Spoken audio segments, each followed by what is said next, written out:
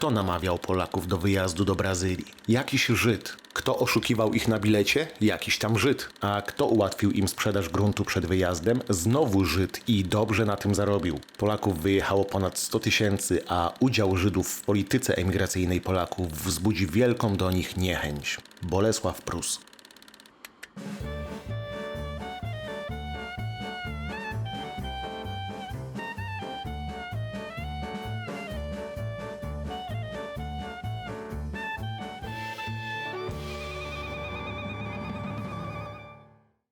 Dzisiaj opowiem o tym, dlaczego tylu Polaków wyjechało do Brazylii pod koniec XIX wieku. Opowiem też o zapomnianym wątku przejęcia większości majątków emigrantów przez Żydów, którzy byli motorem napędowym emigracji Polaków do Brazylii. Materiał podzieliłem na 3 części. W następnej omówię samą przeprowadzkę do Brazylii i pierwsze chwile w nowym kraju, a w trzeciej części poczytamy listy, jakie pisali do swoich bliskich Polacy, którzy emigrowali. Źródeł dotyczących tej migracji jest mało, ale wycisnę z nich wszystko, dzięki czemu dokładnie poznasz i zrozumiesz ten moment w historii Polski. Takie podcasty to nowość na moim kanale. Napisz komentarz, czy chcesz więcej takich treści. No i przypominam, że kanał może istnieć dzięki Twojemu wsparciu. Zapraszam do postawienia mi wirtualnej kawy lub wpłaty darowizny na konto. Szczegóły znajdziesz w opisie odcinka. Z góry dziękuję Ci oraz dziękuję osobom, które wsparły mnie po ostatnim materiale. To dla mnie ogromna motywacja. Dziękuję. Mimo że dzisiaj znamy pojęcie brazylijskiej gorączki i wiemy, że do Brazylii wyjechało ponad 100 000 Polaków, to pod koniec XIX wieku było to zjawisko anonimowe. Nagle, z nieznanych powodów, zaczęły na terenach polskich znikać całe wioski. Każdego dnia znikały tysiące Polaków. Głowili się nad tym właściciele ziemscy, nie mając nagle rąk do pracy, a chwilę później głowili się nad tym zaborcy. Ruszyły śledztwa, a o sprawie wyjazdów zaczęła pisać prasa. W takim samym tempie poprowadzę narrację tego odcinka. Od nieśmiałych wspominków prasy, że coś się dzieje, po śledztwa i wybuch emigracji na masową skalę. Zaczynajmy więc. Aby zrozumieć fenomen emigracji do Brazylii, musimy znać ówczesną sytuację. Cofamy się więc w czasie do 1887 roku. Nasza historia zaczyna się w Kongresówce, czyli podległym Rosji Królestwie Polskim, powstałym po Kongresie Wiedeńskim.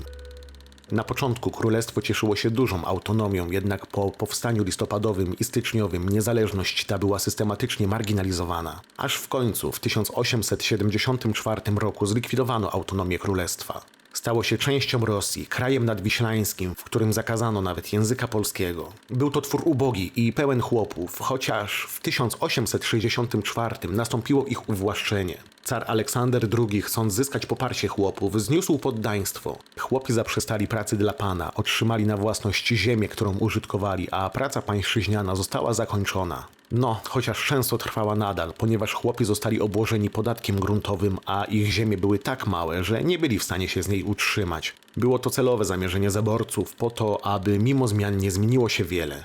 Chłopi otrzymali włościa, zyskali nazwę Włościan, zaborca zyskał sympatię za ich wyzwolenie, a właściciel ziemski nie mógł już zmuszać do pańszczyzny. Teraz za pracę musiał dać wynagrodzenie. Niezależnie od zmian jednak, sytuacja na wsiach była z roku na rok coraz gorsza, a historie o masie chłopskiej, przymierającej głodem na przednówku, były normą. Co gorsza, do Europy dopływają pierwsze statki ze zbożem z Ameryki, tańszym niż to ze wschodu Europy. Rozpoczyna się era importu tańszego zboża. Polscy chłopi popadają przez to w jeszcze większe ubóstwo.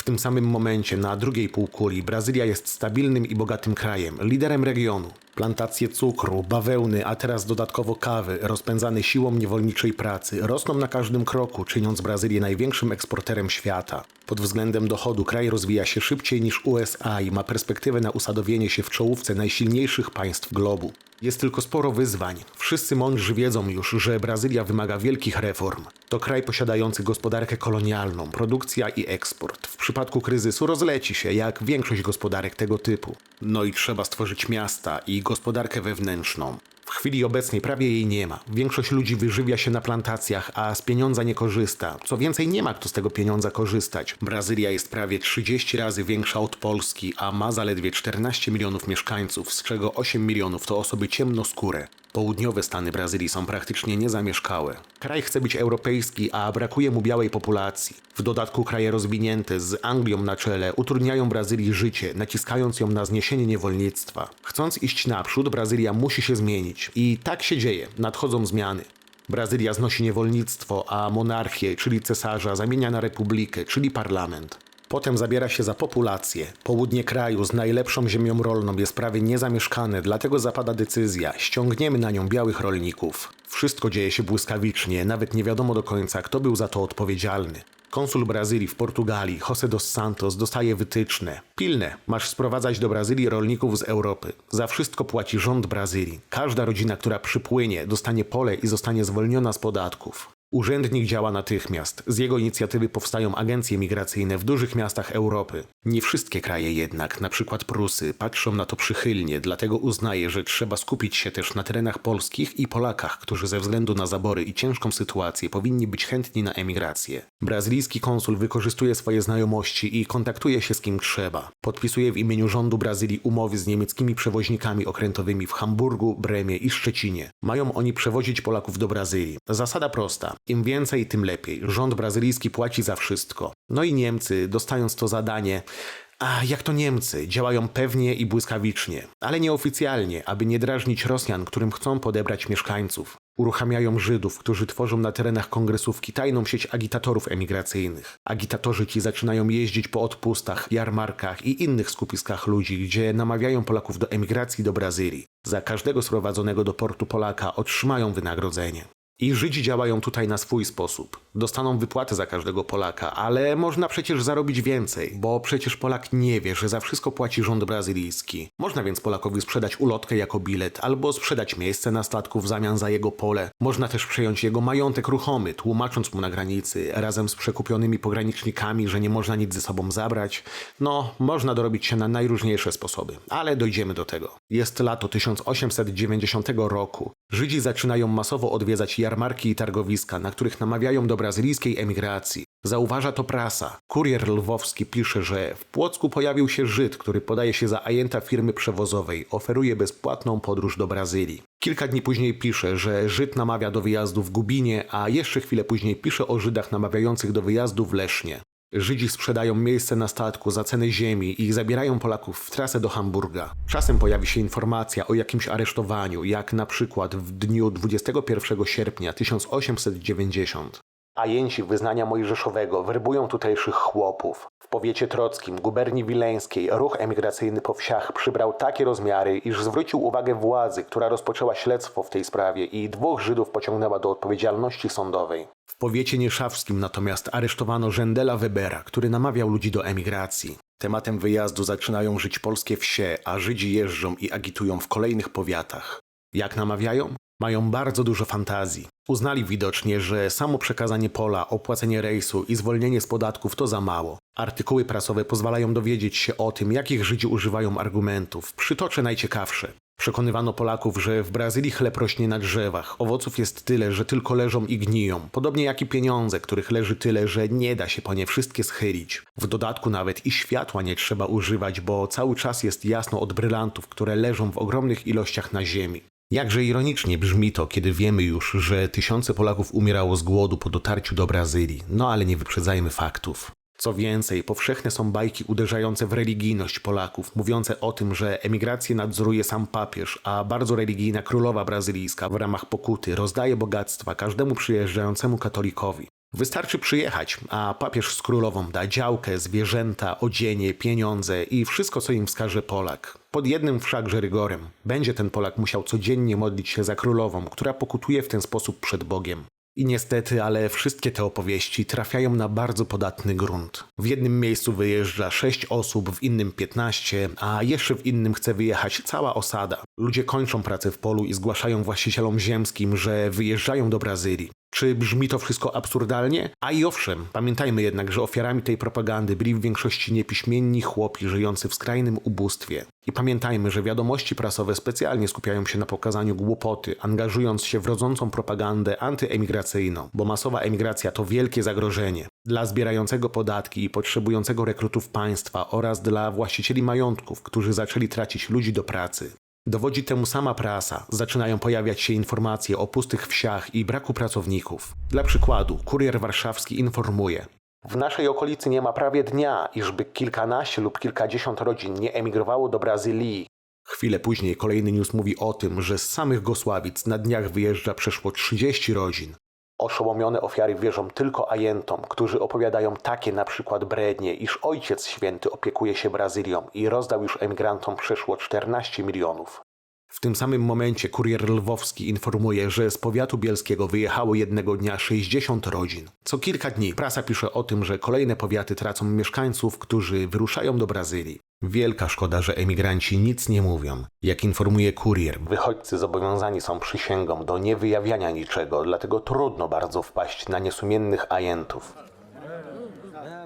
Do urzędów zaczynają się zgłaszać właściciele majątków, na przykład w Rusinowie, Gubinie, Lesznie i w ogóle całej guberni płockiej, informując, że do Brazylii powyjeżdżało całe włościaństwo pracujące na roli. Właściciele informowali o pustych polach i brakach ludzi do pracy. W majątku pana Błędowskiego w Krzewacie pod Kłodawą wszyscy parobcy dworscy podziękowali za służbę, postanawiając wyjechać do Brazylii. Inny korespondent donosi: w guberni płockiej od miesiąca nowa emigracja do Brazylii zatrważające przybiera rozmiary. Wyjechało z guberni parę tysięcy ludzi. Następstwa opłakane będą. W powiecie mławskim, rypińskim, sierpskim, lipnowskim, płońskim i płockim są folwarki całkiem przez służbę dworską opuszczone, pozostawione na opiece samych właścicieli.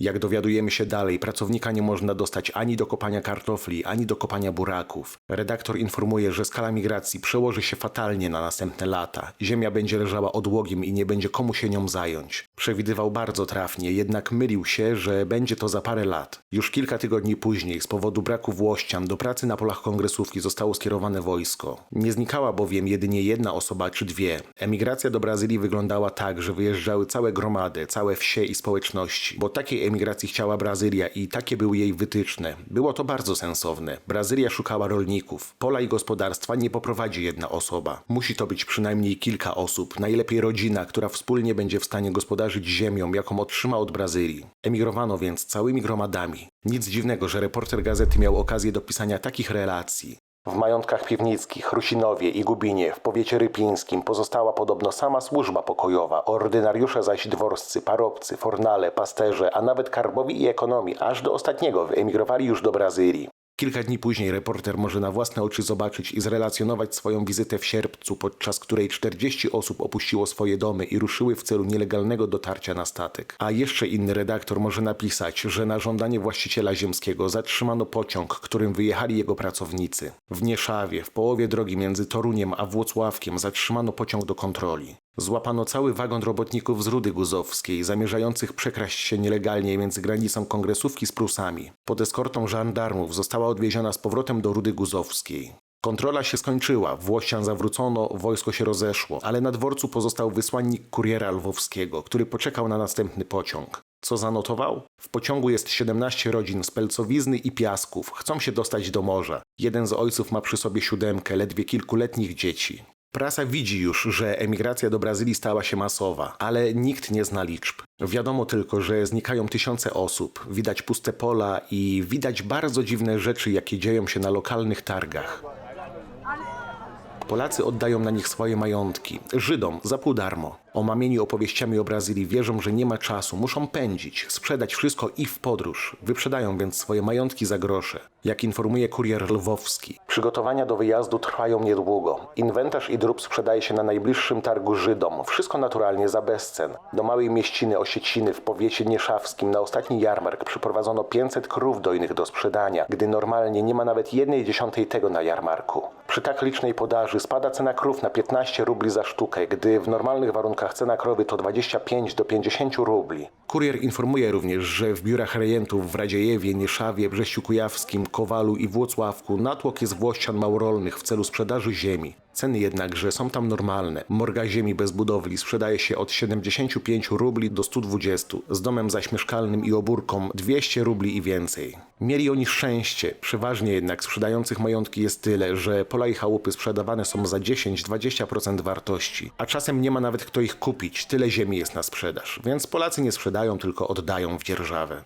Przeciwko emigracji powszechnie zaczynają występować księża oraz właściciele ziemscy. Starają się odwieść Polaków od emigracji i wyprzedaży majątku. Nadaremno. Polska biedota, nie mając nadziei na poprawę swojego losu, wybiera podróż w nieznane. Przecież gorzej nie będzie, najwyżej tak samo źle. Widzi to też prasa, pisząc, że niska płaca za robociznę, a z drugiej strony ciężar i warunki życia codziennego. Oto główne pobudki wskazywane przez samych Włościan jako właściwy powód opuszczenia przez nich kraju. I niestety, co kilka dni pojawiają się w prasie kolejne informacje o emigracji. W Aleksandrowie władze rosyjskie zatrzymały około 200 emigrantów, a z Nowego Targu wyjechało 100 osób. Emigracja trwa w najlepsze. Dzisiaj słowo Brazylia stało się czymś magicznym, pisze Kurier. I tu i tam podburzają ciemny, łatwowierny lud niecni jacyś agitatorowie. Jadą Włościanie i nie tylko bezrolni. Jadą zamożni nawet mieszczanie, jak to miało i ma miejsce na przykład w Surażu. Emigrują robotnicy fabryczni, drobni oficjaliści, stosunkowo niezłe dotychczas mający posady. Wychodzą robotnicy miejscy. Słowem, jedzie kogo tylko los zetknie z jednym z zadziwiającą zręcznością ukrywających się ajentów lub z namówioną już przez niego i złudnymi obietnicami omamioną ofiarą. O emigracji wypowiada się sam autor lalki, Bolesław Prus. Na dnie naszej emigracji leży oszustwo, głupota i niemoc społeczna. Oszustami są ajenci emigracyjni. Głupim, a raczej strasznie ciemnym jest nasz chłop, który na własnym zagonie mógłby mieć Brazylię, gdyby tak na nim pracował, jak musi w Brazylii. Ale już prawdziwy skandal społeczny leży w tej okoliczności, że chłopi emigrują pomimo kazań duchowieństwa i objaśnień ze strony inteligencji wiejskiej. Znaczy to bowiem, że lada ajent przybłęda lepiej umie trafić do chłopskiego rozumu i wiary, aniżeli ksiądz albo inteligentny ziemianin.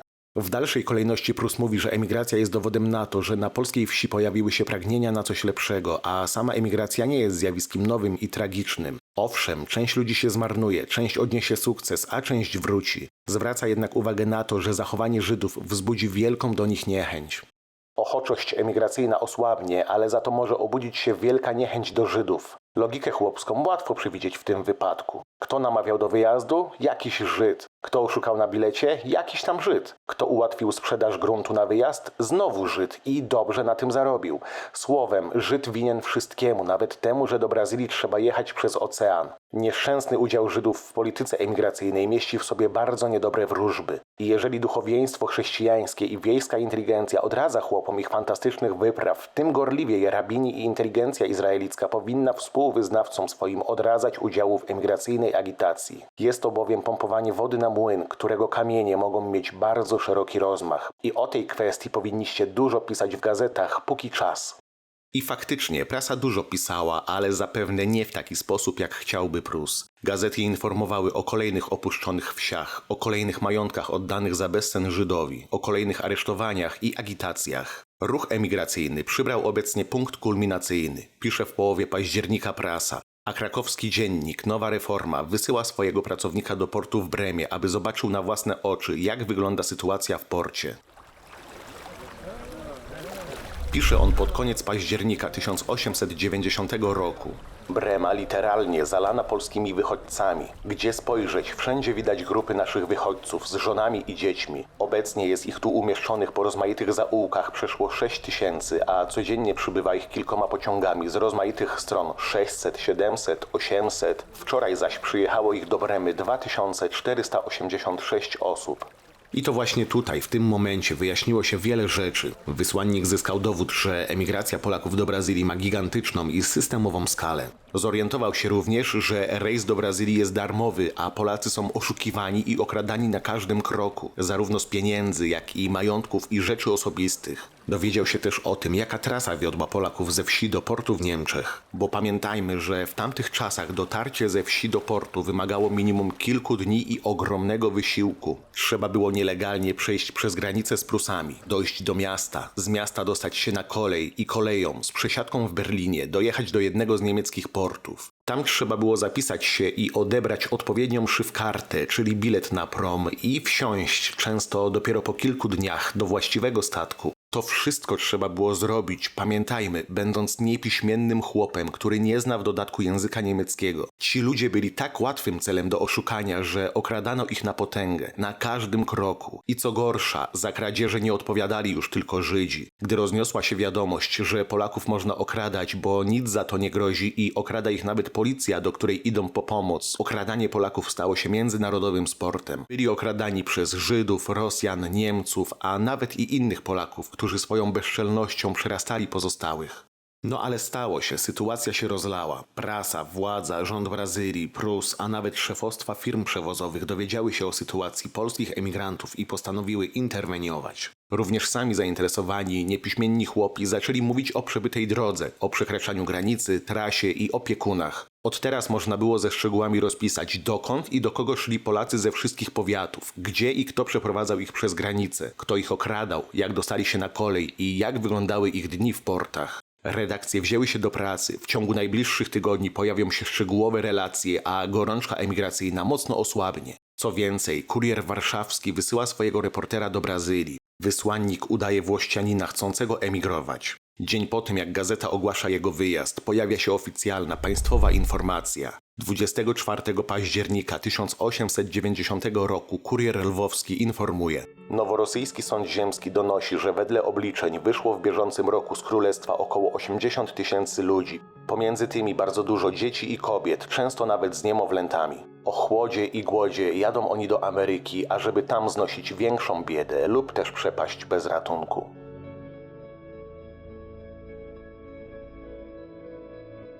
Dziękuję za dotarcie do końca materiału. Jak mówiłem, podcasty to dla mnie nowość, dlatego wybaczcie wszelkie ciumkanie i niedociągnięcia. Będzie już tylko lepiej. W następnym odcinku opowiem o tym, jak wyglądały trasy Polaków do niemieckich portów. Opowiem również o tym, co przeżył reporter ruszając do Brazylii. Poczytamy relacje konkretnych osób. Opowiem również o tym, jak wyglądał rejs promem i pierwsze chwile w Brazylii. Pamiętajcie, że to dzięki Wam mogę poruszać takie niepopularne i kontrowersyjne tematy. Jeszcze raz zapraszam do postawienia mi wirtualnej kawy lub wpłaty darowizny na konto.